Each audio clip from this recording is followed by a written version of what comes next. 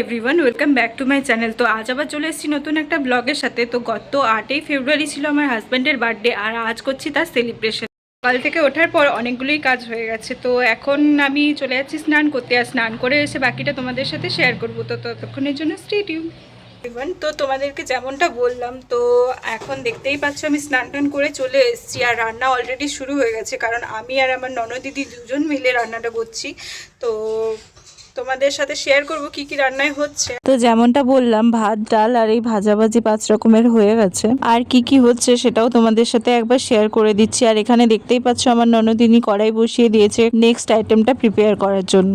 রান্না চলছে আর আমি এসে এখানে একটু রেস্ট নিচ্ছিলাম। আর এই দেখো আরেকজন যে বসে আছে ওয়েট করে কখন রান্না কমপ্লিট হবে আর ও খাবে।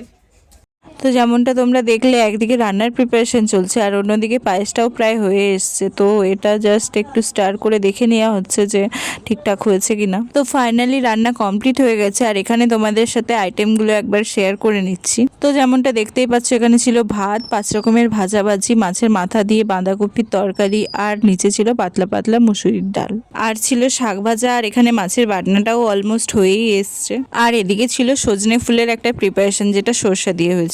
তো এরপর থালা সাজিয়ে খেতে দেওয়া হয়েছিল আমাদের বার্থডে বয়কে। আর এদিকে সে করছিল ফটোশুট। তো দেখতেই পাচ্ছ তোমরা, ফটোশুটে ব্যস্ত মানুষ। আর আমাদের বেলাও বসে পড়েছে তার দাদার পাশে, ওয়েট করে আছে খাবার জন্য। তো এখানে দেখতেই পাচ্ছ ভাতের সাথে সব সবজিগুলো নিয়ে একটু একটু করে মেখে এবারে খাবেও, কারণ আমাদের বাড়িতে মানে আমার শ্বশুর বাড়িতে এটাই হচ্ছে নিয়ম।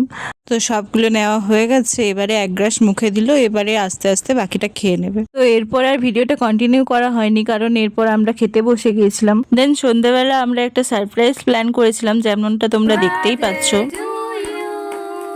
Happy birthday dear Dada, happy birthday to you.